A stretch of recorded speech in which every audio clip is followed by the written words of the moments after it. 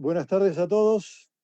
Mi nombre es Dadur Dadurian y como miembro fundador de la Asociación de Apoyo al Paciente con Enfermedad de Wilson, les doy la bienvenida y quiero agradecerles a todos en nombre de la misma vuestra asistencia. Para los que no me conocen, soy ingeniero, estoy casado con Liliana y tenemos 3 hijos. Hace 16 años al menor de ellos le tuvimos que hacer un hepatograma de rutina para darle una medicación para el acné juvenil. El resultado de ese hepatograma fue realmente muy, muy llamativo porque las enzimas hepáticas estaban muy altas, lo que hacía pensar que había una seria inflamación hepática. Y ahí empezó nuestro periplo por varios médicos. Al principio fuimos a 3. Luego de sendos análisis, ellos me decían que no me preocupara, que probablemente lo que había tenido nuestro hijo era una hepatitis asintomática o quizás un hepatovirus, megalovirus. Lo cierto es que no nos quedamos tranquilos con eso y fuimos a ver a un cuarto médico, un hepatólogo que se encuentra presente en la videoconferencia de hoy, quien empezó a hacer otra serie de análisis, pese a las quejas de mi hijo adolescente, que ya estaba cansado de los pinchazos. Después de muchos análisis, no demasiados quizás, este médico me llama y me dice, creo que su hijo puede estar cursando la enfermedad de Wilson, cosa que yo no tenía la menor idea en aquel entonces de qué se trataba. ¿Qué hace un lego en la materia? Cuando le dicen algo que no sabe, se mete en internet y lo googleé. Y cuando me encuentro con el frío análisis que tenía Google sobre la enfermedad de Wilson, casi me caigo de espaldas. Porque de creer que tenía un hijo totalmente sano a estar cursando una enfermedad probablemente mortal fue un choque impresionante. El resto de la historia es muy parecida a la de todos los pacientes con enfermedad de Wilson y sus familiares. Pero había una pequeña diferencia que a nosotros nos cambió nuestra vida. El haber encontrado a un profesional que no se quedó con los diagnósticos apresurados y lamentablemente errados de los primeros colegas, a sospechar de que esa podía ser una enfermedad poco frecuente, fue lo que hizo la gran diferencia de pasar a tener un posible futuro con secuelas neurológicas irreversibles, a tener un hijo que actualmente tiene una vida casi completamente sana, casi normal, excepto la toma de medicamentos, etcétera, etcétera. Esta suerte es lo que yo de alguna manera pienso que cambió el destino de mi hijo y por lo cual estoy eternamente agradecido a este profesional.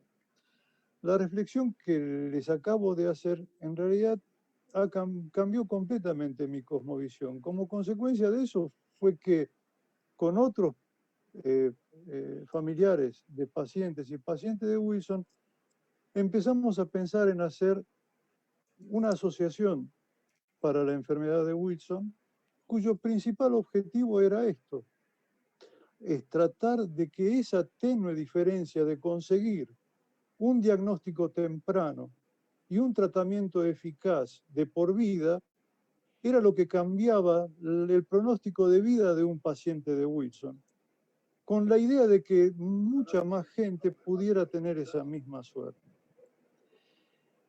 Hace 15 años que pasó esto y que empezamos con esta asociación. Y queremos celebrarlo con este tipo de eventos para visibilizar y hacer conocida la enfermedad de Wilson. Este ciclo de conferencias lo estamos ofreciendo a la comunidad médica y al público en general para que, a pesar de ser una enfermedad poco frecuente, los pacientes que les toque en suerte padecerla tengan alguna chance de tener un diagnóstico certero y temprano para mejorar su pronóstico de vida. El ciclo cuenta con conferencistas a distinguidos médicos especialistas con abultada experiencia en el tratamiento de la enfermedad de Wilson.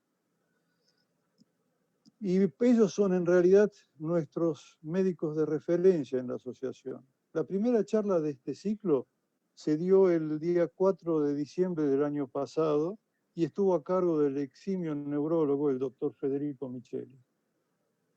Quienes no hayan podido asistir a esa primera videoconferencia, yo realmente les aconsejo que entren a nuestra página de Facebook y vean el video de la misma. Hoy nos toca asistir a la segunda de ellas, que va a estar a cargo del reconocido hepatólogo, el doctor Daniel D'Agostino, que se referirá a guías y actualización sobre la enfermedad de Wilson. El doctor D'Agostino va a estar acompañado por un grupo multidisciplinario de médicos especialistas que van a integrar un panel reactivo, quienes complementarán la ponencia del doctor con referencias provenientes de su frondosa experiencia terapéutica de enfermos o pacientes de Wilson. La conferencia de hoy va a estar transmitida simultáneamente a través de dos plataformas, por YouTube Live y Facebook Live. La comunidad médica y el público en general tendrá posibilidad de seguir a través de ellas la charla y formular sus preguntas por escrito por los chats de ambas plataformas, las que serán transmitidas a la coordinadora y moderadora médica de la videoconferencia. Me toca a mí agradecer muy profundamente la colaboración del staff para la realización de esta videoconferencia, que está integrado por el señor Guillermo Amor y por dos miembros de la asociación, ambos pacientes de Wilson, que son Rodrigo Valdés y Julián Paz, quienes monitorean a través de las dos plataformas y transmiten las preguntas a la moderadora médica. Ahora me toca pasarle la palabra a la moderadora y la voy a presentar formalmente. La doctora María Belén Palito es médica pediatra, es hepatóloga infantil del Hospital Nacional Alejandro Posadas y del Hospital Italiano de Buenos Aires. Doctora Palito, a partir de este momento la videoconferencia queda en sus manos. Gracias, muchas gracias por la presentación, gracias por la historia personal que nos has contado y bueno, yo soy la encargada de moderar sus preguntas y ahora voy a pasar a presentar a nuestro panel reactivo. El encargado de hacer la presentación, como ya comentó, es el doctor Daniel D'Agostino, que es gastroenterólogo y hepatólogo, es jefe emérito del Servicio de Gastroenterología y Hepatología y coordinador de trasplante hepático intestinal del Hospital Italiano de Buenos Aires. También nos acompaña el doctor Fernando Álvarez, que es hepatólogo, profesor de la División de Gastroenterología, Hepatología y Nutrición del Centro Hospitalario Universitario Saint-Justin de la Universidad de Montreal, es profesor del Departamento de Pediatría de la Universidad de Montreal y jefe de pediatría y director del programa de trasplante hepático del Centro Universitario Saint-Justin de la Universidad de Montreal. También nos acompaña la doctora Maribia Araujo, nutrióloga pediátrica, jefa de nutrición del Hospital de Pediatría del doctor Garraham, la doctora Romina Armando, genetista del Departamento de Pediatría del Hospital Italiano de Buenos Aires y médica de planta del Servicio de Genética del Hospital de Niños Dr. Ricardo Gutiérrez, la doctora Silvia Morice, gastroenteróloga y hepatóloga, es médica de planta del Hospital Nacional Alejandro Posadas, subdirectora de la carrera de especialista de gastroenterología pediátrica de la UBA del Hospital Alejandro Posadas y jefa de trabajos prácticos de la Cátedra de Pediatría de la UBA.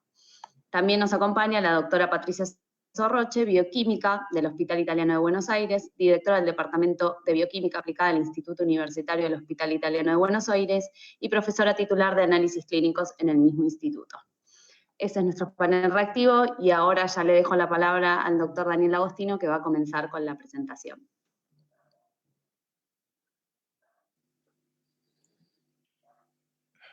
Bueno, buenas tardes, buenas noches. Muchas gracias por la invitación.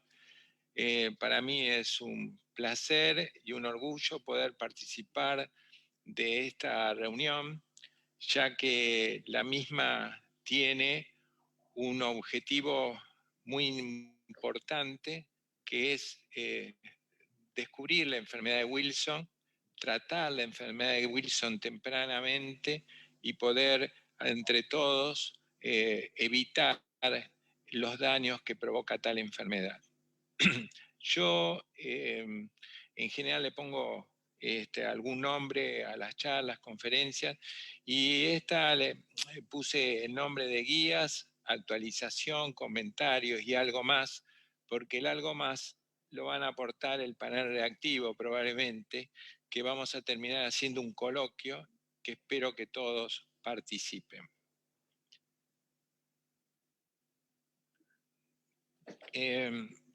Yo no tengo conflicto de interés con esta presentación, si bien soy investigador de un laboratorio, no tengo ningún conflicto de interés con esta presentación.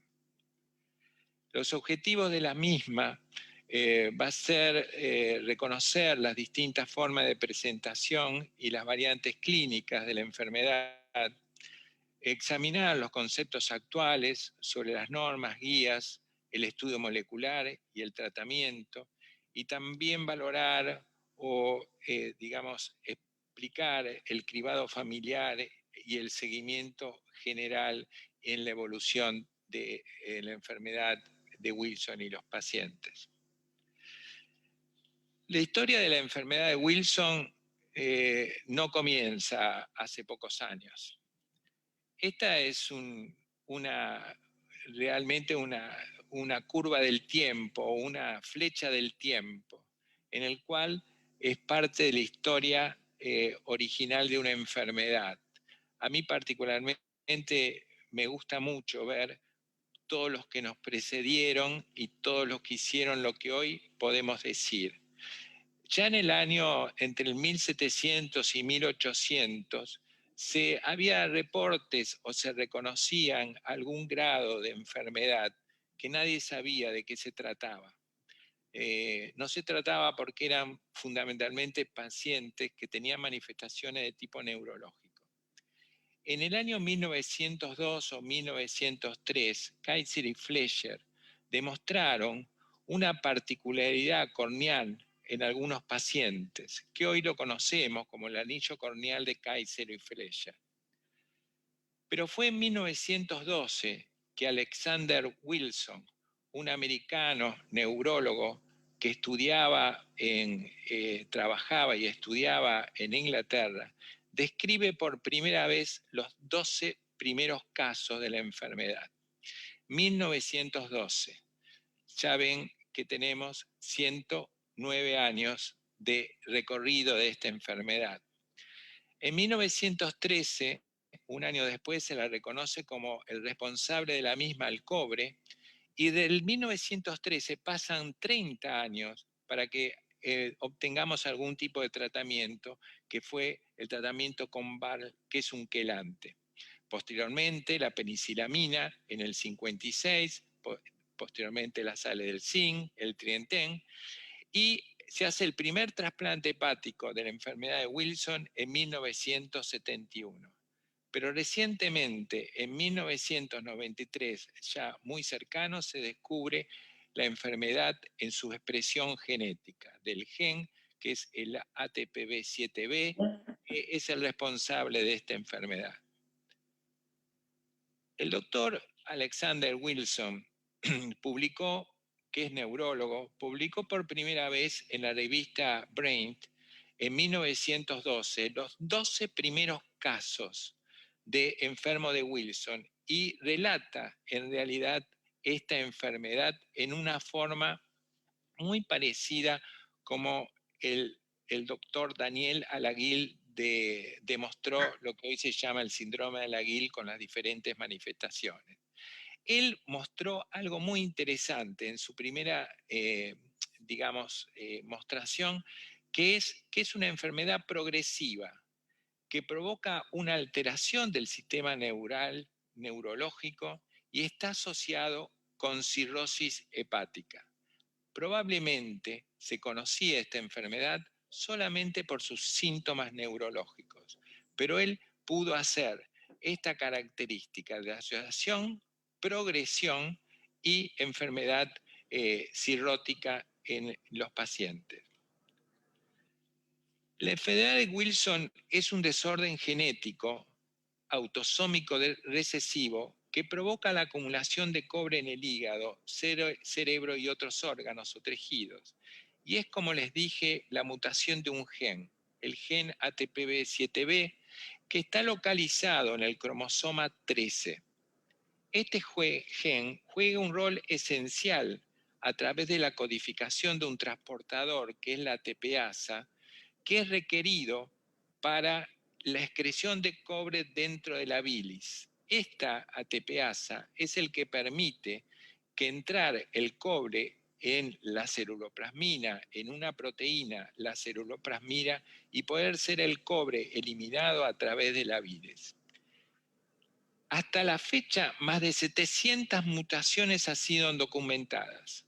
Yo tenía, previo a esta charla, 500 mutaciones. Para actualizar un poco la charla, en menos de un año me aparecieron 700 mutaciones que han sido documentadas, pero no todas ellas, mutaciones del gen, no han sido totalmente corroboradas como portadoras o ser portadoras de la enfermedad de Wilson. La prevalencia genética es estimada en 1 en 7.000, y la incidencia es 1 en 30.000 en la población. Recientemente, los heterocigotas en Inglaterra se calculan que es del 2,5% de la población general, y los portadores sanos pueden ser 1 en 100. Datos recientes de la Asociación de Euro-Wilson, desde el 2005 al 2009, reportaron en estos años 415 casos, la mitad de ellos niños adolescentes, que eran homocigotas o heterocigotas completos. Y la mutación más frecuente es la que ven ahí, que es el H1069Q, que es la más frecuente mutación en Europa y los Estados Unidos.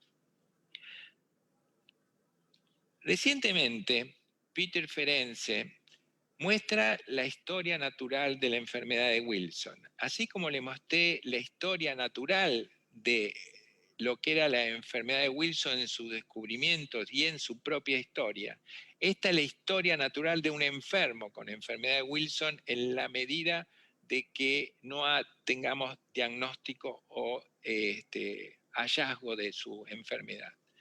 Se puede diagnosticar enfermedad de Wilson asintomática, detectarlo por los estudios, y a veces pueden ser enfermos asintomáticos. Cuando van recorriendo los años, en la expresión se hace más frecuentemente desde el punto de vista hepático y poco del punto de vista neurológico, y terminando más de los 20 años se hace más neuropsiquiátrico y habitualmente acompañado con la enfermedad neurológica. Esta es la historia natural de la enfermedad de Wilson, pero en la medida de que nosotros no intervengamos en alguna de esas etapas, y es ahí nuestro desafío.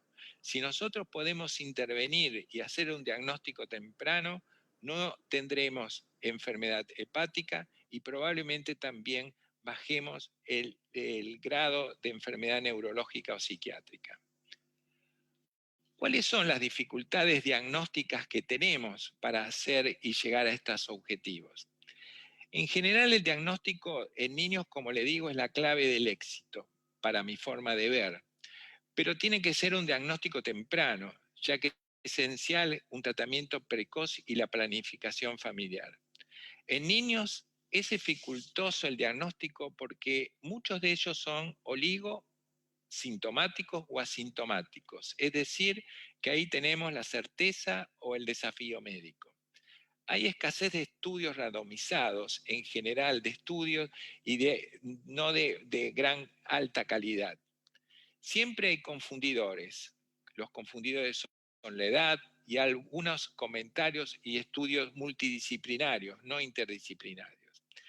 También la enfermedad es compleja porque no tiene una relación genotipo-fenotípico típico, porque tiene muchas formas de expresión. Y entender muchas formas de expresión, no hay una única forma que el genotipo se puede expresar.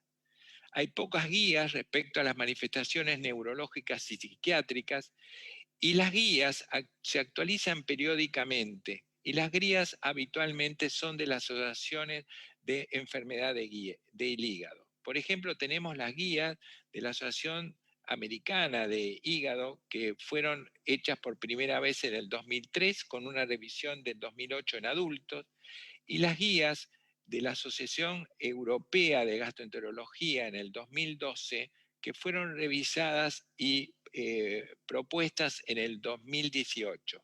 De esa guía nos vamos a basar para las recomendaciones. Esas guías fueron publicadas en el Journal Pediatric Gastroenterology del 2019. ¿Cómo debemos sospechar enfermedad de Wilson? Las manifestaciones fundamentales son, como les dije, las hepáticas, las neurológicas y también la oftálmica. Es parte de la historia de su enfermedad. Las hepáticas, cualquier incremento incidental, como contaba el doctor Dadurian, el señor Dadurian, de las transaminasas, hepatitis aguda, hepatomegalia, hígado graso, o el fallo hepático agudo, con hemólisis o sin hemólisis, pero que pueden dar diagnóstico a la enfermedad de Wilson. Los neurológicos que se expresan más tardíamente son la disartria, la disfagia, el temblor, excesiva salivación, cambios de conducta, incoordinación, y la oftálmica, como dijimos, el Kaiser-Fleischer. Pero también se acompañan de hematológicas, como la anemia hemolítica Kunz negativa, u otras disfunciones, como la disfunción renal, las disfunciones, digamos, diferentes formas de manifestación. Acá tenemos las hepáticas, las cerebrales, el ojo, la anemia hemolítica, los trastornos óseos como la osteoporosis, trastornos cardíacos, las arritmias, la cardiomiopatía y fundamentalmente los trastornos renales como las disfunciones tubulares, la nefrolitiasis, nefrocalcinosis. Este número tan importante de manifestaciones siempre nos tiene que hacer recordar y poder investigar si no se trata el enfermo Wilson. El año pasado la doctora A. Roberts hizo una reunión de la Sociedad de Wilson Americana, relató en diciembre del año pasado sobre las manifestaciones donde apuntan más en el compromiso clínico. Y habitualmente estas se ven más afectadas en las hepáticas, se expresa más en las formas hepáticas en el 52%, el 2% de ellos se expresan con fallo hepático agudo, en las neuropsiquiátricas en el 37%, asintomáticas se han detectado por screening un 8%, otras expresiones son el 3%. Las psiquiátricas lamentablemente no están registradas las psiquiátricas con los neuropsiquiátricos. Probablemente son porque algunas manifestaciones psiquiátricas puras tienen datos inconsistentes. ¿Cuáles son las recomendaciones que hacen las normas y las guías? Todo niño asintomático mayor de 1 año con aumento de transaminasas que no tiene diagnóstico apropiado debe investigarse enfermedad de Wilson.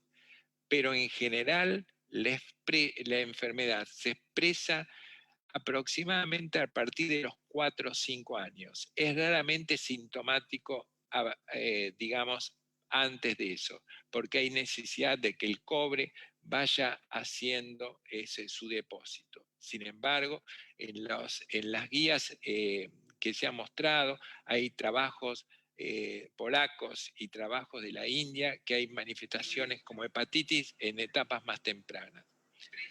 Los problemas neurológicos, como les dije anteriormente, son de la segunda o la tercera década y es frecuente, pero puede ser frecuente en los niños también, pero a partir más o menos de los 10 años, en un 5 a un 15%.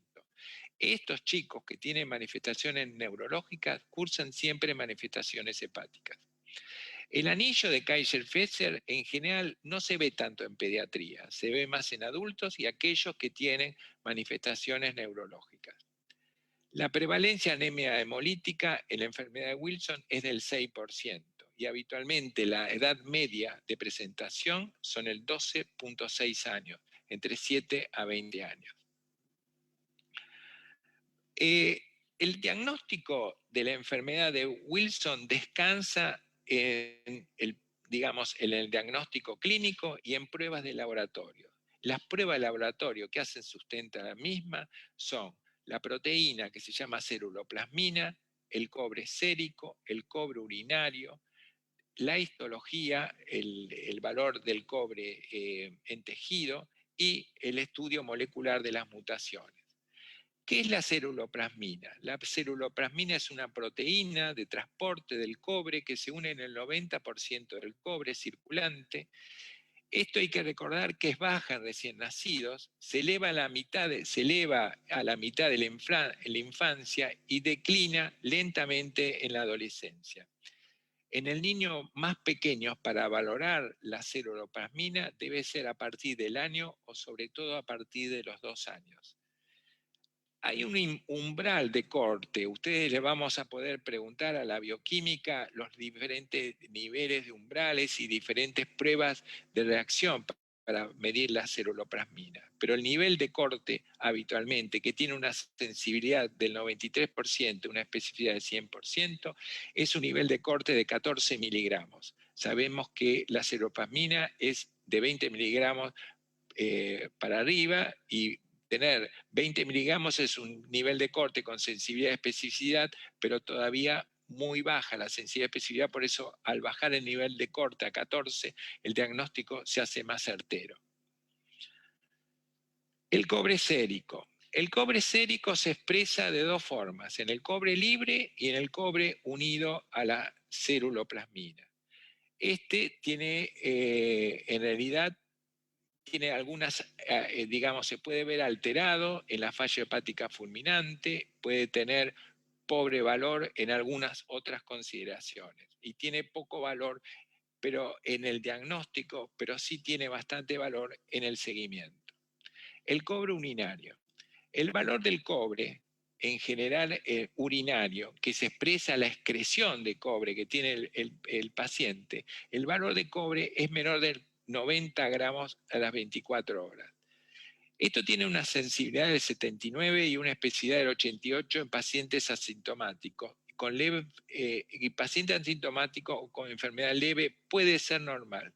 Recuerden que el cobre urinario puede ser normal y eso no descarta a la enfermedad de Wilson.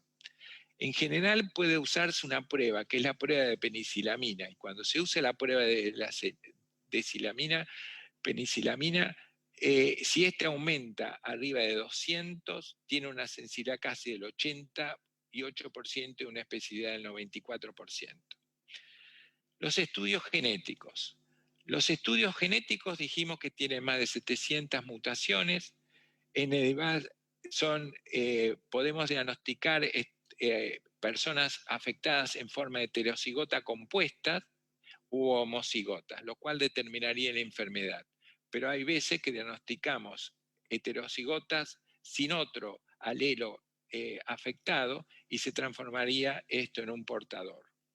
La histología tiene un valor cuando tenemos duda de los otros diagnósticos, y la valoración del cobre se ha utilizado, la valoración del cobre en el tejido, para hacer diagnóstico, que cuando es mayor de 200 microgramos de peso seco,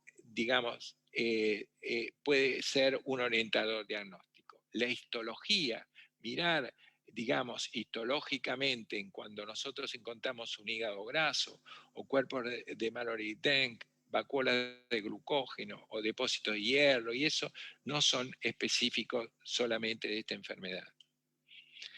Este es un mapa del mundo de las mutaciones que se han encontrado. Tenemos un mapa mundial de la cantidad de mutaciones, y muchas son, como les mostré, la mutación que es predominante en España y en Europa y en Estados Unidos.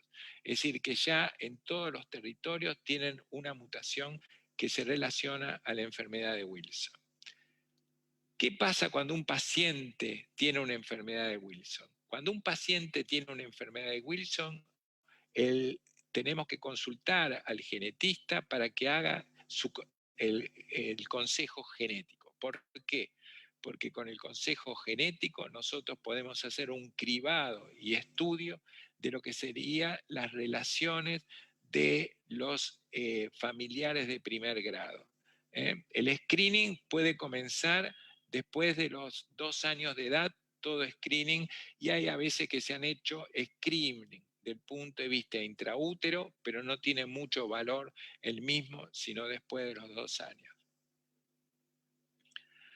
¿Cómo hacemos un diagnóstico, una aproximación diagnóstica más firme? Hay un score, que es el score del test de Ferenczi o score de Lipsig, que está basado en síntomas clínicos, bioquímicos, del empobrecimiento del cobre y una sola mutación y también moleculares. Este tiene una sensibilidad y especificidad del 90% y es requerido para todas las sociedades tener el test de Ferenczi. Hay otros estudios que se han dado que es el cobre, el radio del cobre marcado dentro de la seroplasmina o lo que se llama el cobre intercambiable. Cuando tenemos el test de Ferenczi con más de 4 puntos, el diagnóstico está confirmado.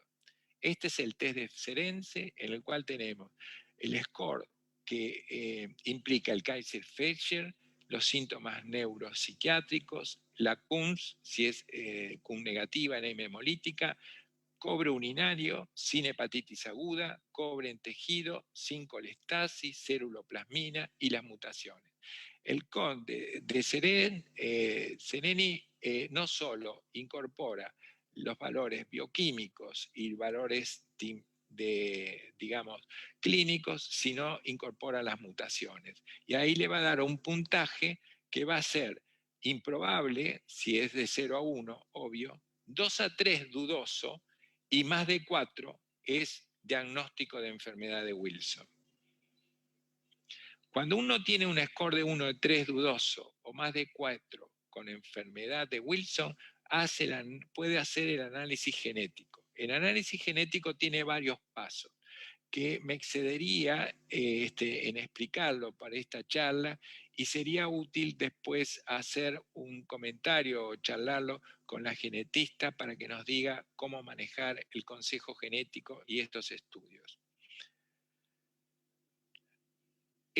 Para el tratamiento de la enfermedad de Wilson tenemos, digamos, está basado en remover el exceso de cobre de los tejidos con agentes quelantes, como la penicilanina, el tientene o por el bloqueo de la absorción intestinal responsable con el zinc. La restricción dietética por sí solo no evita la acumulación del cobre, pero siempre es bueno acompañarlo a la medicación. El tratamiento debe comenzar aún con los presintomáticos en pediatría, tan pronto como a los 2 o 3 años. Recordar que los primeros 2 años el cobre es esencial para el desarrollo. El tratamiento es de por vida y el resultado es excelente y nunca debe interrumpirse. ¿Qué pasa cuando un paciente llega con digamos, acá tenemos los pacientes con tratamiento con zinc, con penicilanina, con zinc, penicilamina y tientene, todos se dan 1 hora o 2 horas antes de las comidas. El tratamiento con zinc se da menores de 16 años, 75 miligramos día, mayores de 16, 150 miligramos. La penicilamina va en aumento, empezamos con 150 a 300 miligramos día y se va a ir aumentando hasta llegar a 20 miligramos kilos en 3 dosis y el inicio del tientene es de 200 miligramos kilo. Siempre la evaluación se hace con el cobre urinario, la evaluación del seguimiento, por ejemplo, cuando nosotros tenemos una evaluación del seguimiento en zinc, que tenemos un cobre urinario en 30 a 75 microgramos y con un nivel de zinc sérico de 125 miligramos, decimos que está correcto. Cuando el cobre urinario en penicilanina ya pasamos a 200 o a 500, decimos que está quelando lo suficientemente cobre, y lo mismo pasa con el tientene. Hay que valorar la función hepática cada 2 a 6 meses y puede haber cambio de medicación de acuerdo a que encontremos efectos adversos. ¿Cómo es el monitoreo de la enfermedad? los pacientes deben evitar el consumir el alcohol, drogas, medicamentos, el monitoreo durante primeras semanas de inicio y posteriormente 1 a 2 meses hasta la remisión cada 3 a 6 meses de mantenimiento. El examen físico, el laboratorio, el cobre en orina de 24 horas y la cupruria aumentan digamos, cuanto más actividad inflamatoria hay. Hay que evaluar siempre la no adherencia y el control, se puede hacer el control de Kaiser-Fischer de acuerdo a esto. ¿Qué pasa con la cupruria? Cuando uno tiene una cupruria entre 50 y 100 miligramos, uno dice que no hay cumplimiento terapéutico. Cuando uno dice que tiene una cupruria entre 100 y 200 miligramos, dice que hay mala recogida o es insatisfecho el tratamiento. Cuando hay más de 250 microgramos de cobre, estamos en el valor óptimo. En las sales de zinc es óptimo tener entre 50 y 100, y si tenemos más es que estamos haciendo mal el tratamiento con los sulfatos de zinc, con el acetato de zinc. Este es un reciente trabajo del grupo del King College, de Anil Dhawan, que muestra que cuando uno hace cupruria, no obtiene rápidamente cuprurias 0 o cuprurias bajas, sino tarda mucho tiempo en la cupruria normalizarse y tarda entre 4 a 5 años. Si bien año por año, la diferencia que se tiene en las cuprurias altas, que va bajando, siempre es significativa, pero aproximadamente tarda entre 4 a 5 años. ¿Qué pasa cuando un paciente llega con fallo hepático fulminante? ¿Es un paciente para trasplante? Siempre tiene que ser un paciente con fallo hepático fulminante por Wilson, tiene que ser derivado a un centro de trasplante. El score de King College es hoy día el score que se utiliza para valorar si el paciente requiere un trasplante hepático o no. Este se basa en el número de bilirrubina, el del ring, el nivel de transaminasa, leucocitos y su nivel de albúmina. Está en todas las publicaciones, y aproximadamente trasplante, entre el 2 al 5% de pacientes con Wilson se trasplantan, pero el trasplante tiene una sobrevida muy alta, una sobrevida de casi del 100%, con una sobrevida a los 5 años del 90%. Y el score de King College tiene un valor predictivo del 93%. Quisiera, para ir terminando, dar las recomendaciones de los expertos de ESGAN en el grupo de patología. Las recomendaciones están basadas en la evidencia y van a leerse para aquellos que no están habituados. Cuando dice 1 es una fuerte recomendación, 2 una débil recomendación. Cuando dice 1A es un cambio que va a ser improbable, la investigación ulteriores pueden modificarlo y cualquier efecto puede ser incierto. Y acá tenemos, yo saqué 10 recomendaciones. Y dice, la enfermedad de Wilson debe ser considerada en todo niño mayor de 1 año con cualquier signo de enfermedad hepática sin diagnóstico. 86% de los expertos dijeron 1A, quiere decir fuerte recomendación, ¿sí? Y sin cambios. 2. Enfermedad de Wilson debe ser descartada en adolescentes con trastornos no explicados cognitivos en movimientos o psiquiátricos. Otra vez, 96% de 1A. Fuerte recomendación. Los diagnósticos, test diagnóstico incluyen funciones prácticas, seroplamina y cobre ureario, 96% de certeza 1A. El score de Ferenczi debe ser aplicado y las mutaciones también facilitan el diagnóstico, 91% de certeza de los médicos encuestados. La estimación de cobre en tejido hepático es útil cuando el diagnóstico no es claro, 100%, pero es 1C, es decir, es fuerte la recomendación, pero puede cambiar obviamente por si hacemos mutaciones o hacemos estudio molecular. El diagnóstico de enfermedad de Wilson debe ser investigado en los familiares de primer grado, 1A, 100%, es el diagnóstico del cribado familiar. Las sales de zinc pueden ser usados en presintomáticos, screening y mantenimiento después del quelante con función hepática normal. Esta es débil la recomendación y puede ser incierta porque depende de muchas características y depende de las características del paciente. La dieta es aconsejada hasta la remisión sintomática. También es débil la recomendación y es incierta. Los pacientes con enfermedad de Wilson descompensada deben ser derivados de trasplante, 100% de recomendación, y la función hepática recae o no mejora a pesar de un tratamiento adecuado, debe sospecharse no adherencia, casi 96% de recomendación, pero es un IV porque tiene ciertas modificaciones por estudios posteriores. Entonces, en conclusiones, la enfermedad de Wilson es poco frecuente, genéticamente determinada, con una amplia variedad genotipo-fenotipo y aún no suficientemente diagnosticada precozmente. Hay ausencia de un marcador altamente específico, posee un enfoque interdisciplinario, tiene tratamiento apropiado con alto grado de eficacia, pero es de por vida.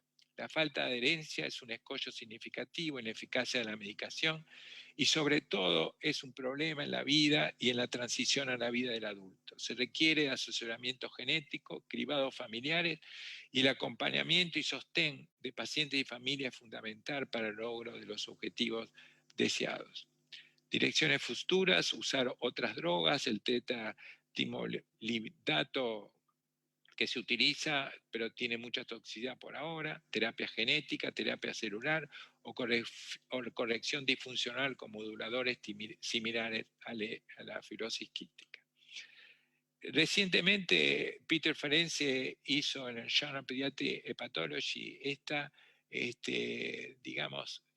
filmina o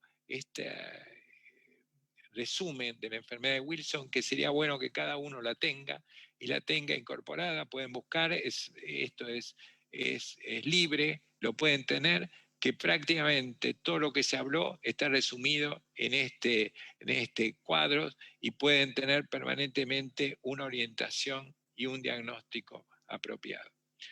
Bueno, les agradezco mucho la atención y vamos a pasar ahora a un diálogo o tertulia sobre la enfermedad de Wilson en época pandémica para que tantos expertos puedan opinar las preguntas que ustedes quieren hacer. Les agradezco mucho la oportunidad que me han dado de poder hablar sobre esta interesante enfermedad.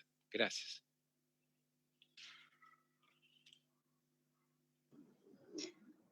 Bueno, muchísimas gracias, doctor. Tenemos varias preguntas ya de parte del público, así que podemos ir empezando con alguna.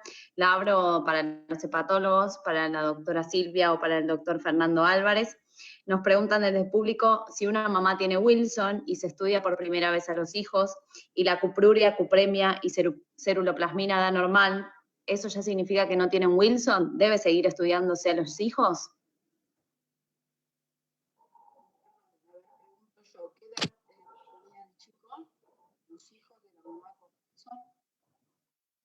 La madre tiene Wilson y se estudia a los hijos por primera vez y la cupruria le da normal, la cupremia le da normal y la ceruloplasmina también da normal. No tenemos la edad de los niños, pero lo que preguntan es si eso ya descarta enfermedad de Wilson o deben seguir estudiándose y cómo estudiarlos. Fernando, vos con tu experiencia, ya que nos puedo hablar nosotros los hepatólogos, yo creo que en una primera instancia esos chicos no deberían seguir estudiándose.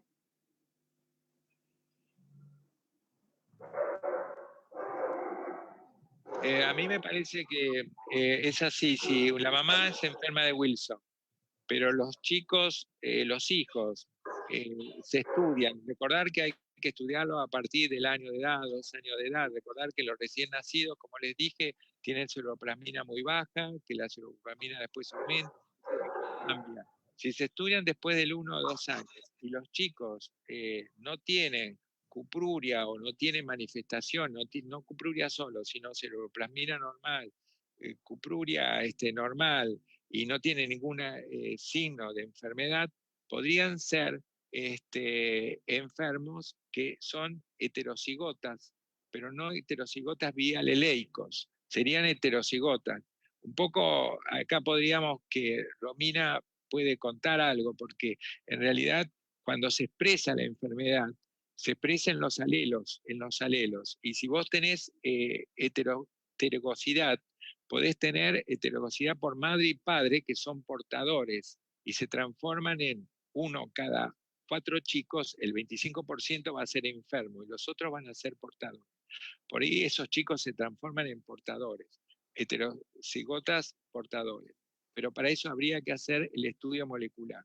Las normas americanas y las normas europeas dicen y propenden que todos los pacientes en el cribado, en realidad acá es conflictivo, pero en nuestro medio por ahí no lo podemos hacer con tanta facilidad. Pero las normas europeas y americanas dicen que tienen que ser estudiados molecularmente los familiares de primer grado. Romina, Fernando, no sé. No, yo estoy de acuerdo completamente de acuerdo con lo que acabas de decir.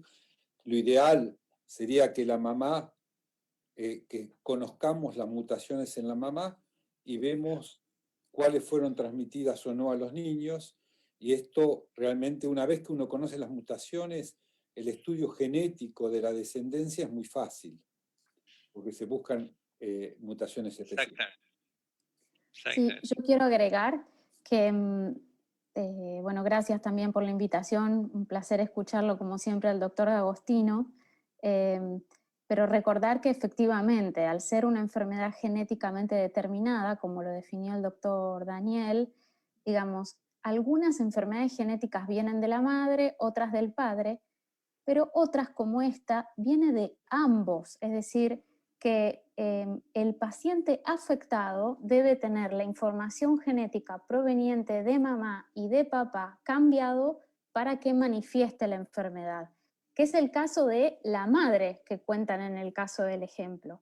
Entonces, esa señora también tendría que estar, digamos, casada con un portador para que tenga hijos portadores, ¿sí? Entonces, distinto es a lo que están hablando de esto de homocigota y heterocigota compuesto. Atención, ¿sí? Cuando hablamos que la información tiene que estar cambiada para que se manifieste la enfermedad, tanto que venga de la madre como del padre, ese pequeño cambio en la información genética que describía el doctor D'Agostino en el gen ATP7B, muchas veces es igual. Entonces ahí lo llamo homocigota, ¿sí? Es decir, es justo el mismo error ortográfico de un lado del padre que del otro. Pero muchas veces es distinta, como pasa en la enfermedad de Wilson, que eso es lo más interesante. Es heterocigota compuesto, es decir, una información de un alelo es una, otra es de otra, pero ambos alelos del gen ATPB7 están cambiados y hace que el transporte de cobre funcione mal. No sé si se entiende eso, ¿sí? Pero coincido con el doctor Fernando que la caracterización molecular de esas variantes en ese gen tiene que estar presente para poder hacer el screening del resto de la familia. Ya que primero tendría que hacer el estudio genético la mamá para después Exacto. estudiar a su descendiente. Exacto. Jamás podría estudiar a los niños si el mismo afectado no sabemos qué información tiene, porque otra de las dificultades que tiene este cuadro es que muchas veces en el mismo afectado, con el cuadro impecable que la clínica, tanto de laboratorio como las manifestaciones neurológicas, hepáticas, es súper claro, pero cuando uno lo quiere caracterizar molecularmente, un alelo es bien claro, bien descrito en la literatura, y el otro encontramos una información incierta, y eso también es algo bastante frecuente en este cuadro. Muy bien, muchas gracias. Y doctora, ¿hay alguna mutación prevalente en nuestro país, en Argentina? A ver, seguramente la hay.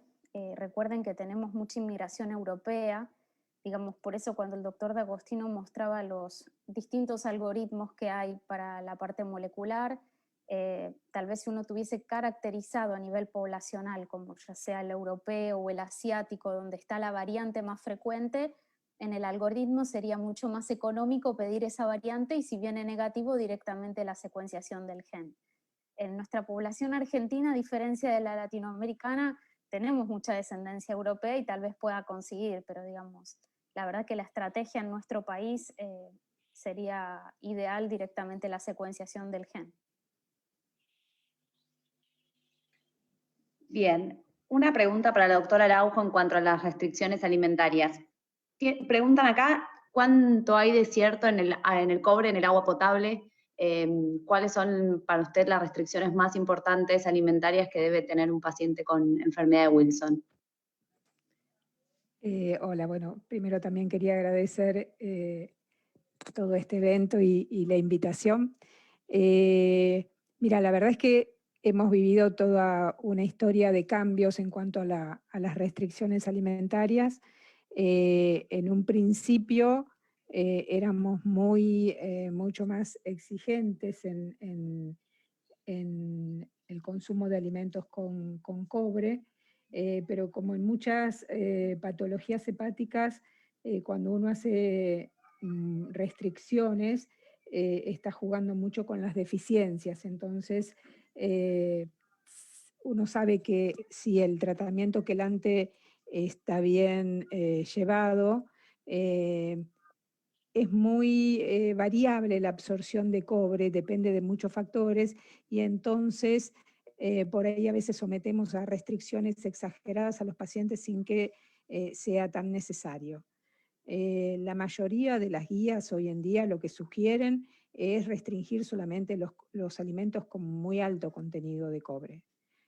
Los clásicos, los bivalvos, las ostras, langostas, que por ahí en nuestra población pediátrica no son un gran problema, frutos secos o hígado sobre todo, algunas otras vísceras que son las que tienen contenido más alto de cobre, y después ir manejando según los valores de evolución de la enfermedad con el tratamiento de quelante. Sobre todo la restricción de estos productos y algunos más quizás en el primer mes de tratamiento hasta que está más instaurado el tratamiento, el resto del tratamiento. Nosotros por ahí, esta interrelación del cobre con la absorción, el distinto grado de absorción del cobre, lo conocemos de los suplementos de los chicos desnutridos, que es mucho más frecuente que la enfermedad de Wilson. Sabíamos que si dábamos cobre no teníamos que dar sulfato de zinc porque interfieren en la absorción, y sabíamos también que cuando uno daba grandes cantidades de cobre, al final se absorbe menos, como en muchos otros nutrientes, como en el hierro. Hay un equilibrio en la absorción según la concentración de hierro de los alimentos. Pero la verdad que el contenido de cobre del agua, salvo en algunas regiones especiales, no parece tener demasiado problema. No sé si están de acuerdo con esto. Totalmente. Un comentario, como esto es un coloquio, ¿no? Esto podemos hacerlo, puedo, Belén, hacer un comentario y decirle, casualmente la norma que les mostré de las guías europeas, que son las guías que publicadas en el Journal of Pediatry, le ponen un nivel de evidencia a 2C a la nutrición, pero no porque la nutrición no sirva. Lo que pone que aclara que es útil la nutrición, digamos, las dietas excluyendo el cobre estricta, sobre todo en las primeras etapas cuando hay necesidad de mucha quelación. Cuando el individuo entra con sí pueden tener alguna de estas abundancia de cobre. ¿Tenés algún comentario con respecto a eso? No nos ha tocado, pero seguramente nos va a tocar porque está como muy... están como de moda las dietas veganas. Se me van a ofender muchos participantes seguramente, pero tenemos un problema con las dietas veganas en pediatría porque, sobre todo por todas las deficiencias que pueden provocar.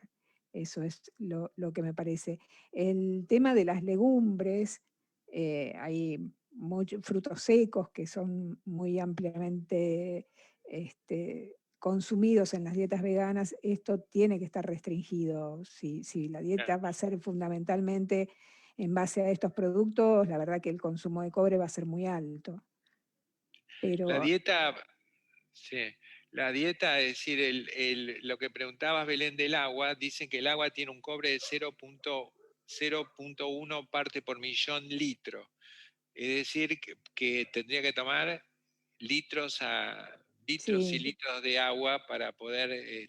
No sé si hay alguna región específica que tenga en el suelo mayor, no sé, la verdad que habría que averiguar en alguna región particular, pero no es un problema en general el cobre del agua. Perfecto. Quería preguntarle una pregunta a la doctora Sorroche, que llegó acerca de la ceruloplasmina. ¿En qué casos podemos tener falsos positivos o falsos negativos y cómo se mide en el laboratorio? Hola, ¿qué tal? Gracias por la invitación. Bueno, yo le quería agregar, Daniel habló mucho de los test de laboratorio, porque en realidad los test especiales que hacemos en el laboratorio para la enfermedad de Wilson son importantes, pero tienen un problema, no son perfectos. Eso, cuando digo que no son perfectos, es que tienen cantidad de falsos positivos, falsos negativos, y ninguno por sí solo hace diagnóstico de la enfermedad. ¿Por qué? Por esto que estábamos hablando, falsos positivos, falsos negativos. La ceruloplasmina, primero, bueno, esto que dijo Daniel antes del año de edad, que da valores muy bajos, por supuesto no se puede dosar para hacer el diagnóstico en chicos pequeños. Pero además, la ceruloplasmina es una proteína que nosotros llamamos de fase aguda. Es decir, que en cualquier proceso inflamatorio, la ceruloplasmina aumenta, aun si el paciente tiene Wilson. Entonces, por ahí tenemos valores normales de ceruloplasmina y el paciente tiene Wilson igual. Entonces, esto es muy importante tenerlo en cuenta. En las madres embarazadas, en los tratamientos con estrógenos que hacen las chicas para no quedar embarazadas, todo eso hace que la proteína aumente su síntesis y entonces, digamos, solapa el valor que podría ser el real de la proteína. Eso por un lado, pero por el otro, también la encontramos baja, que es lo que encontramos en general en la enfermedad de Wilson, es decir, una ceruloplasmina menor de 20, aunque, como dicen las guías, el valor de corte es 14 ahora porque es el de mayor sensibilidad y especificidad. Realmente, para el diagnóstico estoy hablando, ¿no? Realmente encontramos la ceruloplasmina baja en pacientes malnutridos, en pacientes con falla hepática importante, enfermedad celíaca, en pacientes perdedores con enfermedades perdedoras de proteínas, en síndrome nefrótico, es decir, que tenemos, se solapa mucho el valor que nosotros encontramos de ceruloplasmina. Le pasa lo mismo al cobre en orina, no creamos que la ceruloplasmina es la dueña de todos los males, pero sin embargo, cuando uno lo asocia, por eso lo importante es asociar varios test y por eso se hacen los scores, en realidad, porque unen lo bioquímico con lo médico, con la clínica del paciente. Pero realmente sepamos, ahora les voy a decir algo más de los métodos, pero que el cobre tiene los mismos problemas cuando de solapamiento del dato y tiene un valor de corte que la guía habla de 100, pero realmente el de mayor especificidad y el valor de corte, estoy hablando de cobre en orina, es de 40. Para Wilson, tener un valor de cobre de 40 por 24 horas, microgramos estoy hablando, ¿no? Mayor de 40, realmente tiene un valor muy específico y muy sensible para el diagnóstico de la enfermedad. Con respecto al método de ceruloplasmina, en nuestro país la mayor cantidad de los laboratorios usan métodos inmunológicos. El método inmunológico, porque está automatizado, porque es rápido, realmente nos da un buen valor. El problema que tenemos que tener en cuenta es que es una proteína muy inestable y que si no la congelamos, cuando sacamos la muestra y la procesamos enseguida, la proteína se puede desaparecer por proteasas de la sangre. Entonces, realmente, como la mayor cantidad de laboratorios hace pocas ceruloplasminas, nosotros hacemos en nuestro hospital 30 por mes, es decir, hacemos pocas, entonces no largamos todos los días ceruloplasmina. Entonces, la tenemos que guardar, y para guardarla tenemos que tener en cuenta que es una proteína muy lábil y que hay que guardarla, congelarla hasta su procesamiento. El método inmunológico tiene sus pros y sus contras también, porque no solo dosa la holo, es decir, la ceruloplasmina con las 6 moléculas de cobre, sino que también dosa la apoceruloplasmina, que es la ceruloplasmina sin cobre.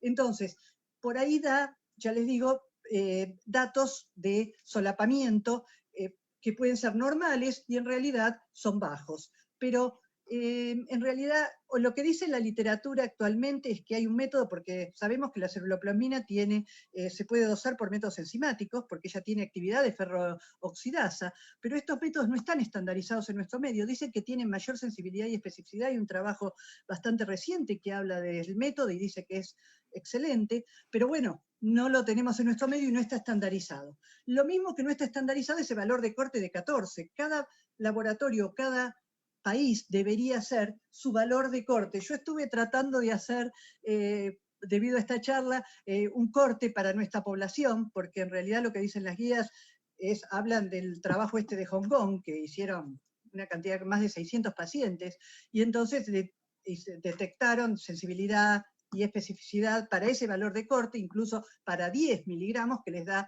también muy buena especificidad y sensibilidad a ese valor de corte. Pero bueno, a nosotros en nuestro laboratorio estamos cerca de los 18 miligramos.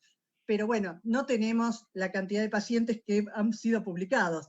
Me parece que tenemos que guardar en la cabeza el valor de corte de 14 miligramos.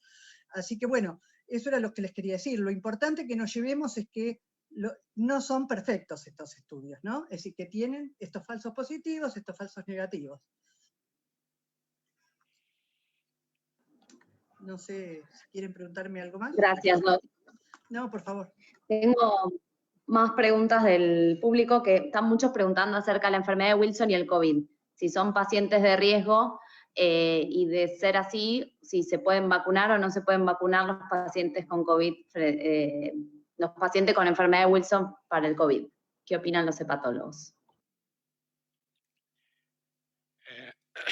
A mí me parece que, bueno, no hay mucha experiencia, no creo, nunca leí. Me parece que la relación de la respuesta estaría vinculado del grado de enfermedad que está sucediendo. Si el paciente tiene una enfermedad hepática severa o descompensada, digamos, va a estar más susceptible a pacientes en riesgo. Si un paciente está controlado, con cuprurias controladas y con asintomático o oligosintomático, y eso es como cualquier paciente, y me parece que tiene que hacer los protocolos de paciente normal, de persona normal. No sé qué piensa Fernando o Silvia. Lo mismo que vos.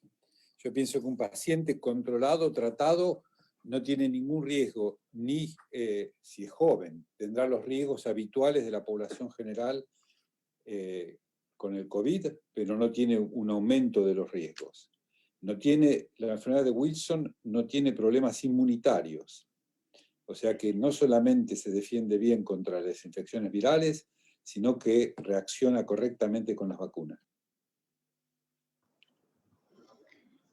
Y doctor Fernando, ¿hay porcentaje de autoanticuerpos positivos en la enfermedad de Wilson? Y de ser así, por ejemplo, si el asma fuese positivo, si alguno de los autoanticuerpos fuese positivo, ¿cuándo realizaría la biopsia hepática? Por ejemplo, ¿con prueba de penicilamina antes positiva o previo a la prueba de penicilamina, con la sospecha a pesar de tener los autoanticuerpos positivos? Es uno de los problemas con la enfermedad de Wilson, que el principal diagnóstico diferencial es la hepatitis autoinmune, sobre todo cuando se presenta con un cuadro hepático y sobre todo cuando se presenta con un cuadro hepático agudo, porque puede tener autoanticuerpos positivos, en general a títulos relativamente bajos, pero no solamente eso, puede también el paciente tener un aumento de la inmunoglobulina G circulante, con lo que hace el diagnóstico diferencial con la hepatitis autoinmune bastante difícil.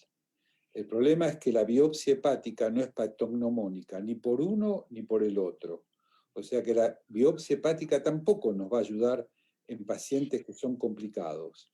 Por eso yo diría que en el diagnóstico diferencial, para contestarle con el caso de un paciente que ingresó con una hepatitis aguda severa, ingresó con encefalopatía en los cuidados intensivos, el diagnóstico diferencial era enfermedad de Wilson, pero tenía autoanticuerpos y tenía una hiper-IgG, alrededor de los 20 gramos por litro o 2,2 gramos por decilitro como se mide en Argentina. Y esa paciente la tratamos con inmunosupresión y con penicilamina. Terminó trasplantada y el diagnóstico genético fue enfermedad de Wilson.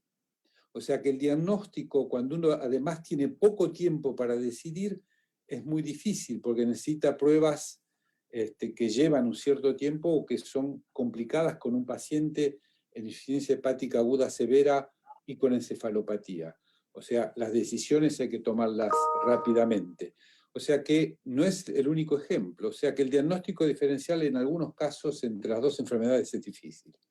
Por eso ustedes van a leer en la mayoría de las publicaciones que es el test genético. Como mostró muy bien Daniel en el cuadro, el test genético tiene los 4 puntos en el score de Ferenczi. Seguro que tiene los 4 puntos, porque es el que define la situación. O sea, lo que hemos logrado últimamente es que podamos tener una respuesta de los test genéticos.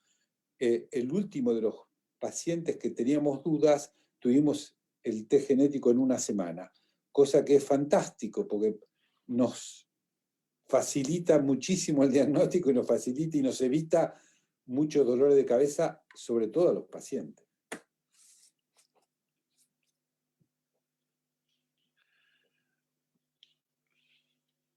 Perfecto, gracias doctor. Y en cuanto al tratamiento, ¿consideran que se debe tratar de pasar a tratamiento con sales de zinc en el largo plazo o continuar con los quelantes? ¿Y cuándo sería el momento apropiado? Hay una, si me permiten, hay una situación muy particular. Los pacientes que se presentan con una enfermedad neurológica o, como muy bien dijo Daniel, neuropsiquiátrica. El problema es que cuando tienen muchos síntomas psiquiátricos, ¿por qué se los engloba en el mismo grupo? Es porque si uno hace un estudio neurológico, van a tener síntomas neurológicos que se manifiestan o quedan tapados por la enfermedad psiquiátrica. El punto es que esos pacientes tienen alto riesgo de agravar la enfermedad si uno los trata con penicilamina o con trientina. Esos pacientes, el último que nosotros tuvimos, lo tratamos nada más que con sales de zinc. Y seguíamos efectivamente la eliminación de cobre y seguíamos la evolución, sobre todo de la enfermedad, porque todos los pacientes con enfermedad neurológica tienen algún signo de enfermedad hepática. Esto es importante en el diagnóstico, y lo seguíamos con los test de laboratorio para detectar la enfermedad hepática y la mejoría de esos test de laboratorio.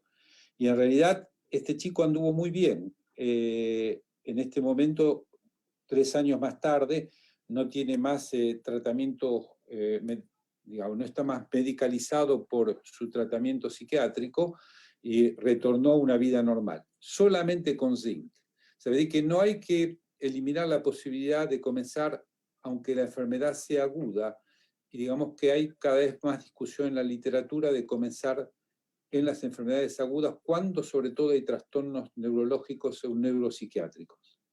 El otro punto, para agregar, yo creo que muy bien lo dijo Daniel también, la viscolina tetratiomolibdato, estamos por comenzar un estudio multicéntrico internacional en niños, porque ya se pasó la fase 2 en niños y en adultos, y podría, aunque por el momento tiene mucha toxicidad, el hecho de que no se use más el amonio de tetratiomolibdato, que se use la viscolina, y sobre todo a dosis mucho más bajas que la que se utilizó inicialmente, podría dar muy buenos resultados, pero también puede agravar la enfermedad neurológica. La diferencia entre los dos tratamientos es que la penicilamina y la trientina y el zinc no remueven completamente el cobre acumulado en el citoplasma de los citosol de los hepatocitos.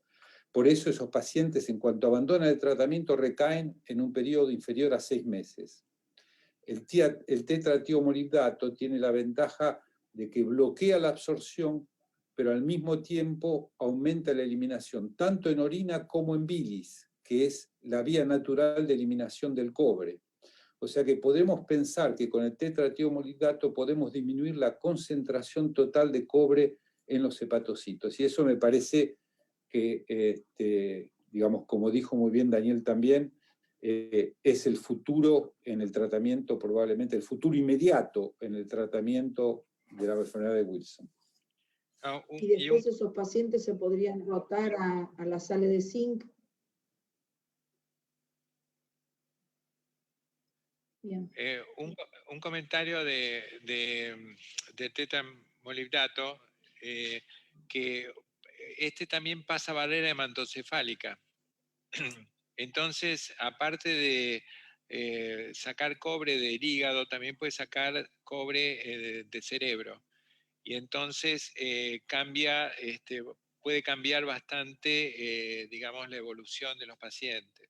Con respecto al zinc, el zinc, como bien dijo Fernando, todo paciente, la aplicación más clara del zinc es el paciente que es oligosintomático o asintomático, que es para evitar la absorción intestinal de cobre, y esto evitar que se acumule. A veces cuando el paciente entra en cuprurias ya muy bajas y en estado que con poca D-penicilamina o trientena y está mantenido, se puede mantener con el acetato de zinc, y sobre todo en los pacientes que tienen neurotoxicidad, ¿no? Que en general que son pacientes neurológicos, para evitar sobre todo el movimiento de cobre, porque a veces el movimiento de cobre complica a estos pacientes también, ¿no? Acá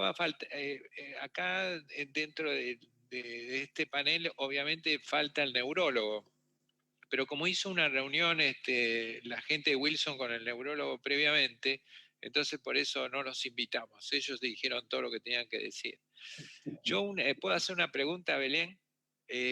Hay una que le quiero hacer a Maribé. En general, me voy al embarazo. Hay pacientes que tienen enfermedad de Wilson, ¿no? Y tienen dos problemas. Le indican vitaminas porque tienen que tomar en el embarazo, o el paciente está tomando penicilamina.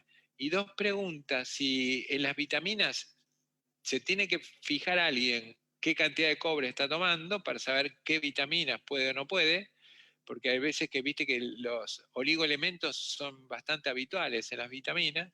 Y la otra cosa está descripta, por eso digo, que cuando toma penicilamina está contraindicado el amamantamiento.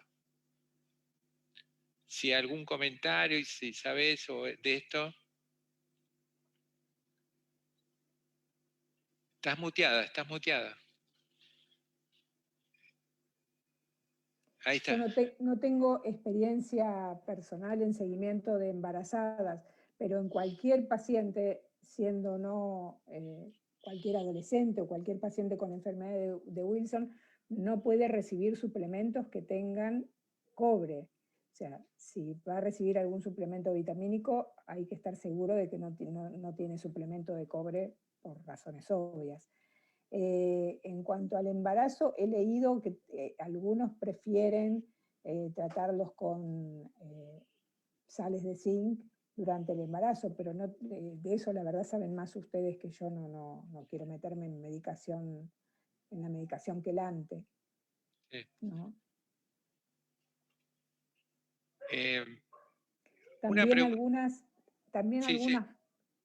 Algunas fórmulas en pacientes que pueden requerir nutrición enteral, también algunas fórmulas tienen mayor contenido de cobre que otras, entonces en eso también hay que tener cuidado. Las leches no suplementales, la leche común y eso tiene muy bajo contenido, pero con las fórmulas también habría que tener cuidado. Cuando vos, una pregunta a Romina, vos cuando ¿tenés muchas consultas, Romina, sobre pacientes con enfermedad de Wilson? No, y si no lo preguntaban lo iba a decir, porque fue interesante porque el caso que comentó María Belén al inicio de la discusión era una señora afectada por la enfermedad de Wilson que preguntaba sobre su descendencia. Y yo quería plantear al revés. ¿Qué pasa cuando una pareja sana, como nos contaba Dadur, su experiencia de vida, que gracias también por compartirla, una pareja sana tiene un niño o niña, porque no es un cuadro que tiene, digamos, ligada al sexo, tiene un hijo con este cuadro. Esa pareja, por más que se vea sana y sus laboratorios, esa pareja sí tiene que tener una consulta, algo que muy bien explicó el doctor Daniel, se llama asesoramiento genético, por el medio del cual nosotros como genetistas les explicamos el riesgo de recurrencia del cuadro en cada gestación, ¿sí? Es decir, ese riesgo de 1 en 4 del 25%, no quiere decir que como la persona, que el hijo o hija que han tenido ya tiene el cuadro, ¿no? Ahora me toca, ¿no?, el niño sano, sino en cada embarazo esa pareja tiene un riesgo de repetición del 25% y tiene que hacer un asesoramiento previo a cada nueva gesta. Y no tenemos muchas consultas por Wilson. Pero es llamativo, ¿no? Que eso es un poco lo que quería rescatar, de una patología que va increyendo, porque a mí me sorprendió los últimos datos de un Archive Disease of Childhood, que lo traje, que la cantidad hay 1 en 100 son portadores sanos, 1 en 100. Y está viendo 1 en 7.000 en Inglaterra, esto es un trabajo del Euro Wilson, 1 en 7.000 son prevalencia genética, 1 en 7.000, es decir, que es una enfermedad que yo creo que deja de ser rara para llamarse poco frecuente o menos frecuente, pero creo que algo está pasando que no tenemos, no nos llega la información, tampoco. ¿Cuánto tarda, por ejemplo, te pregunto, en hacer un estudio molecular, por ejemplo, para saber la mutación en Argentina? A ver, si la clínica es clara y los expertos como ustedes nos cuentan que realmente están sospechando y hay una fuerte sospecha clínica de laboratorio de enfermedad de Wilson, es un solo gen, a diferencia de otros cuadros en genética donde tenemos encefalopatías epilépticas, que hay 400 genes y uno tiene que mandar a hacer un... La presencia de un solo gen sí tiene un montón pasa un poco como la fibrosis quística, ¿no? Es un solo gen, miles de mutaciones, entonces, pero eso no tendría mayor dificultad, es solamente la secuencia de un gen. Y insisto, una vez que uno caracteriza a esa familia, digamos, la caracteriza molecularmente, las pesquisas de otros hijos es sumamente fácil porque uno directamente pide la característica familiar del mismo gen, ¿sí? No hace de vuelta toda la secuenciación del gen. Claro, en ese cuadro que no mostré porque es muy complejo y para explicarlo y eso, es eso, la secuenciación, el 95%, 90-95% se encuentra la mutación de ese gen en el gen. Cuando uno no puede, avanza a una secuenciación más amplia o si no a un exoma, ¿no? Para investigar si tiene alguna mutación que no es de las conocidas. Exoma uno avanza o a paneles con genes que contemplen diagnósticos diferenciales de Wilson, en caso que la clínica sea ¿no es cierto? O como que no encuentra en el gen del Wilson, bueno, uno puede pasar a paneles que contemplen genes de diagnósticos diferenciales de Wilson o directamente un exoma clínico para entender si hay otra variante patogénica en otro gen que esté causando un cuadro parecido. Muy bien. ¿Puedo preguntar? Dale. ¿Cuántos pacientes tienen registrado, doctor Agostino? Sí, a ver, ¿se escucha? Sí, ¿cuántos pacientes tienen registrados en el hospital italiano con enfermedad de Wilson? No te sé decir. Te puedo decir los cuántos tenemos trasplantados. A veces es otra vergüenza. No sé decirte, pero tenemos trasplantado 6 pacientes con enfermedad de Wilson. 6 pacientes. Y tenemos muchos, no tengo el registro. Sería bueno que APEGUA nos diga cuántos pacientes tiene, pero también esto es una lucha muy grande, que sean registrados todos los pacientes. Claro. No sé, no tengo un registro. Yo creo que esta enfermedad, que es una enfermedad tan vieja, por eso me pareció bueno mostrar la historia, de 1912 hasta la fecha, lleva 109 años, todavía seguimos hablando de diagnóstico y eso. Por supuesto ahora la expansión de la genética va a ser la cosa mucho más. Por eso era muy interés, y yo creo que en el grupo etario de la infancia es donde vamos a encontrar la respuesta. No sé qué opinas, Fernando. No, tu reflexión me parece muy representativa de lo que vivimos. No hay ninguna duda que en los últimos 30 años la medicina ha progresado más que en los últimos 20 siglos, pero no obstante, tenemos dificultades para tener acceso a todos esos medios diagnósticos más precisos. Me parece que es una muy buena reflexión. Y el otro problema es cómo transmitimos los conocimientos. Este tipo de reunión sería ideal que todos los pediatras o los internistas estuvieran presentes, porque son ellos los que ven los pacientes la primera vez. El papá que nos contó la historia de su hijo es gráfico, consultó 3 médicos sin que hicieran el diagnóstico. Y como decía Daniel, esta no es una enfermedad tan rara. Tendría que estar, es como la hepatitis autoinmune, tiene que estar en los diagnósticos diferenciales de cualquier aumento de transaminasas. ¿Y ustedes cuántos pacientes tienen en seguimiento en San Justín? Nosotros vemos aproximadamente un nuevo paciente cada año. Muy poco también.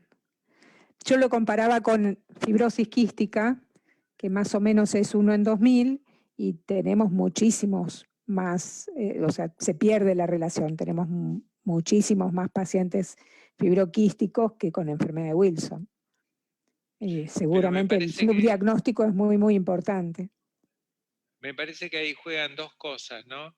El subdiagnóstico, sí, como vos decís, Maribel, y la otra cosa es que la enfermedad fibroquística en general tiene un target que es el pulmón y las infecciones y el síndrome absortivo muy fuerte. En cambio esta, como ustedes pueden ver, es muy solapada y en general hay que ser muy, digamos, perspicaz para poder encontrar y diagnosticarla.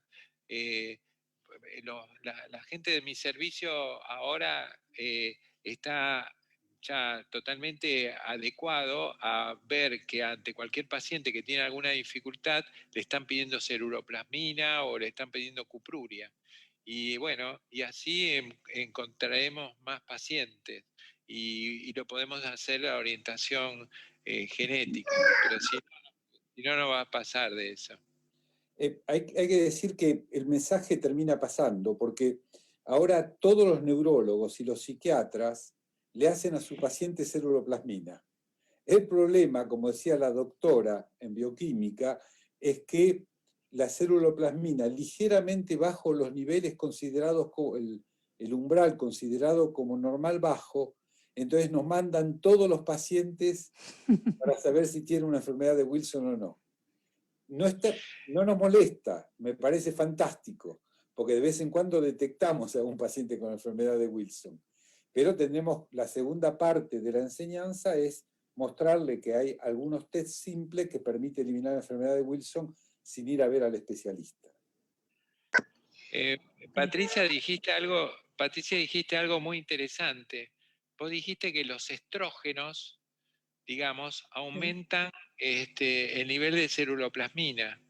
Y es muy interesante porque uno de los marcadores que va a buscar un paciente de enfermedad de Wilson por ahí es un paciente adolescente y que por ahí está tomando algún grado de anticonceptivos y eso, y mide y de repente tiene una ceruloplasmina, no digo muy alta, pero tiene un valor casi valores normales y entra en una gran confusión. Esos tips, esas cosas, creo que es lo que tienen que aprender, ¿no? Es igual que el embarazo. El embarazo cuando está embarazada aumenta la ceruloplasmina también. Entonces se complica. Perdóname, Daniel, es igual que la alfa-1 antitripsina. Vos sabés que hemos trabajado muchísimo nosotros. Todas estas proteínas son de fase aguda. Cualquier estado inflamatorio las hemos visto aumentadas sin ser heterocigotas para la enfermedad. Es decir, realmente es muy complicado la ceruloplasmina, por eso los niveles de corte cada vez más bajos. Yo creo que eso sí nos da una orientación. Si tenemos menos de 10, yo creo que tenemos especificidad y sensibilidad del 100%. Es decir, es importante el dato. Pero ya te digo, solita no sé si nos ayuda mucho. Y hay que tener muy en cuenta, igual que las bajas, por otra cosa. ¿Entendés? Por decir, es lo mismo, los Kaiser-Fleischer en las colestasis pueden estar y no ser Wilson. Es decir, tenemos muchos falsos positivos, falsos negativos en lo que esa sea diagnóstico. Y otra cosa que te quería decir es que no dije, es que para el cobre tiene que ser orina de 24 horas. A lo mejor es una tontería lo que les estoy diciendo, pero es importante que sea de 24 horas porque en orinas al azar hay mucha variabilidad del cobre. Entonces, realmente necesitamos orina de 24 horas, necesitamos recipientes de plástico, de boca ancha, es decir, realmente tenemos que tener algunos cuidados. Son cosas sencillas que desde el laboratorio nosotros nos preocupamos y que para toda la población en general me parece que les sirve el dato cuando tienen que traer una orina al laboratorio. Muy bien. Desde el público nos están preguntando cuál es la asociación y la importancia de la asociación entre el hígado graso y la enfermedad de Wilson. ¿Los hepatólogos? Bueno, contesto algo yo. El hígado graso es bastante frecuente en la enfermedad de Wilson. Se manifieste, digamos, el hígado graso, la enfermedad de Wilson tiene manifestaciones de hígado graso frecuentes, lo cual no quiere decir que el hígado graso frecuentemente es enfermedad de Wilson. Y esto se debe por un trastorno de down regulation del colesterol, que baja el colesterol por ser un trastorno mitocondrial y provoca hígado graso por lesión mitocondrial en el enfermo de Wilson. Pero lo que yo tengo entendido es que el hígado graso acompaña a la enfermedad de Wilson. Esto no quiere decir que todos los hígados grasos van a tener enfermedad de Wilson, ¿no? No sé qué piensa Silvia o Fernando. No, yo pienso que simplemente uno habla también por lo vivido, la experiencia, y es tan frecuente, por lo menos en este país, es tan frecuente el hígado graso en los niños, que tenemos prácticamente 3 o 4 nuevas consultas cada semana en hepatología, y no todos los pacientes vienen, que no hay que olvidarse que siendo tan frecuente la población general, la esteatosis hepática, muchos de esos esteatosis con aumento de transaminasas están ocultando otra enfermedad hepática que no diagnosticamos si pensamos solamente obesidad, esteatosis. Y un paciente que por suerte fue uno de los pocos que hizo actividad física, hizo una dieta comiendo normalmente, disminuyó de peso y sin embargo las transaminasas no se normalizaron y tenía una enfermedad de Wilson. O sea, la esteatosis hepática en el paciente con obesidad exógena puede ocultar otra enfermedad, la esteatosis hepática puede ocultar otra enfermedad porque cada vez es más frecuente en la población general. En el caso de, como dice Fernando, diferenciales, ¿no? En ¿Cómo? un paciente que recibimos con esteatosis, pensamos más frecuentemente en descartar sí o sí el Wilson si tiene un aumento persistente de transaminasas. El Wilson Pasa muchas veces que recibimos chicos con trastorno del espectro autista, con trastornos psiquiátricos, y que en esos pacientes con hígado graso tratamos de descartar especialmente en la enfermedad de Wilson. Hasta ahora no hemos encontrado, pero lo buscamos.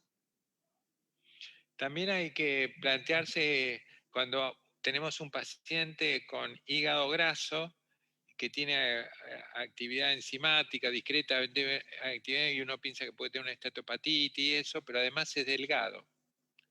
Y el paciente no entra dentro del territorio de los obesos. Es delgado, entonces la sospecha del hígado graso ya se hace más fundamental en la investigación del hígado graso. Sí, yo Bien. lo que hemos visto, disculpa, lo que No, hemos visto también adelante. es las dislipidemias asociadas a la enfermedad de Wilson. Yo creo que está todo el metabolismo lipídico alterado y que entonces está relacionado la dislipidemia y también, si bien el hígado graso exactamente parece ser como multifactorial por varias alteraciones, pero sí hemos visto los pacientes con hipocolesterolemia o con cualquier, o con dislipidemias variables que van respondiendo, van mejorando cuando mejora el tratamiento de la enfermedad de Wilson. Y esto que decían recién también, el hígado graso en el paciente delgado es más fácil, se complica el diagnóstico cuando es un paciente obeso con hígado graso, ahí más complicado. Lo que me parece que lo que no hay que olvidar es que el cobre es probablemente una de las sustancias más prooxidantes y que forma más radicales libres, a tal punto que cuando hay una lesión hepática severa se produce hemólisis por oxidación de las membranas de los glóbulos rojos, de los lípidos de la membrana de los glóbulos rojos. Sí, exacto. Es una sustancia extremadamente tóxica en el lugar que se acumule no ligado a proteínas. Y la causa de la anemia hemolítica no Kunz.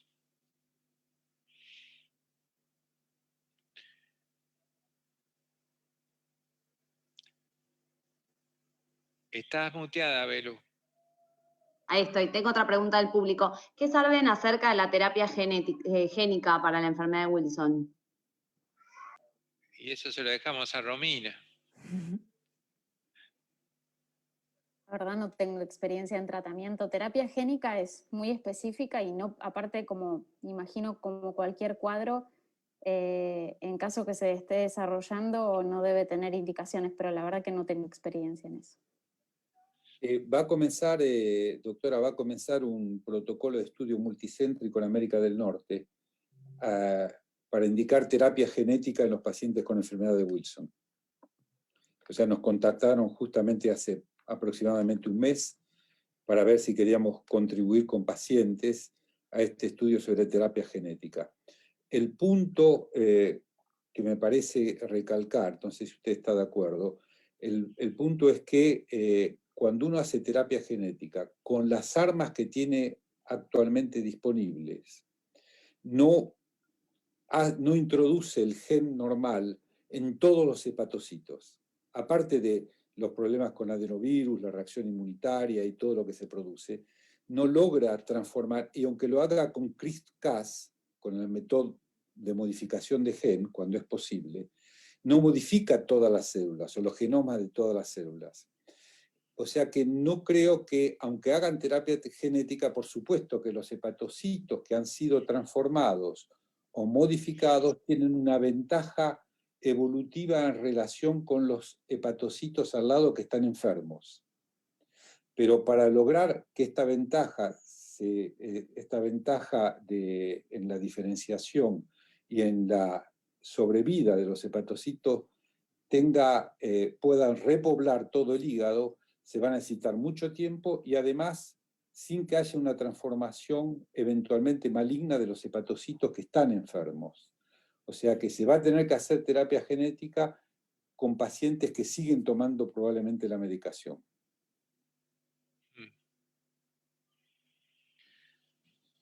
Bien, me queda una última pregunta del público. Doctora Romina, con la frecuencia que estuvieron hablando acerca del Wilson, ¿qué posibilidades hay de hacer screening, que entre como screening neonatal la enfermedad de Wilson? Por definición de pesquisa, me parece que por lo que han contado los doctores es bastante difícil, ¿no? Por esto del dosaje enzimático, digamos, porque una enfermedad de la pesquisa tiene que tener valores de laboratorios bastante evidentes al nacimiento y que la instalación de un tratamiento precoz pueda cambiar sistemáticamente la vida del paciente con el tratamiento de un inicio tan precoz, pero digamos, en un cuadro como este, donde tal vez el laboratorio no es tan significativo en los primeros meses de vida, lo veo difícil. No sé qué opina el doctor de Agostino. No, estoy totalmente de acuerdo con vos, Romina. Casualmente hubo una discusión en un grupo americano de un paciente, de un médico que consultaba sobre un screening neonatal y que daba la posibilidad de tener enfermedad de Wilson, el neonato para tener enfermedad de Wilson. Esto podría haber sido el cribado posterior porque no se debe hacer ningún tratamiento hasta después de los 2 años, casualmente. Entonces puede ser, no hay necesidad de tener screening neonatal. Bien, esas eran de nuestra parte del público todas las preguntas que teníamos. Bueno, no sé quiénes, yo les agradezco a todos participar, me parece que esto del coloquio es maravilloso porque en vez de hacerle el chat y contestar el chat en preguntas, nos permitió a todos nosotros aportar y acercarnos, aunque estamos un poco lejos, virtualmente nos acercamos, de lo cual para mí es una gran satisfacción. Les agradezco a todos. Gracias, Dadur, por la invitación. Muchas gracias por la invitación. Al contrario, yo quiero agradecer a todos ustedes por su generosa y extensa explicación esclarecedora sobre la enfermedad de Wilson, que creo que los médicos que nos estuvieron escuchando lo deben haber aprovechado muchísimo. Yo, con mi pobre intelecto de ingenieril, lamentablemente perdí bastante de lo que ustedes dijeron, pero entiendo que ha sido riquísima todo el conocimiento que transmitieron en esta videoconferencia. También quiero agradecer al público que asistió a la videoconferencia porque ha hecho muchas preguntas y creo que los pacientes y los familiares deben de sentirse más acompañados viendo que hay muchos médicos que conocen de cerca esta enfermedad. Quiero también hacerle un agradecimiento al Laboratorio Tuter que apoyó a esta videoconferencia y bueno, este es un aporte de APEWA en la Semana de las Enfermedades Poco Frecuentes, que como ustedes saben, el Día Internacional de las Enfermedades Poco Frecuentes es el 29 de febrero, por ser poco frecuente, pero que en los años no bisiestos se celebra el día 28, que es el domingo que viene. Muchísimas gracias a todos. Gracias, gracias a ustedes por participar. Gracias, muy amable. Gracias por invitarnos. Gracias, Daniel. Gracias, Belu. Chao, Dani, hasta la próxima. Gracias a todos. Gracias, Fer. Gracias a todos. Chao. Gracias, Maribé, Romina, Silvia. Gracias, Daniel, y felicitaciones a todos.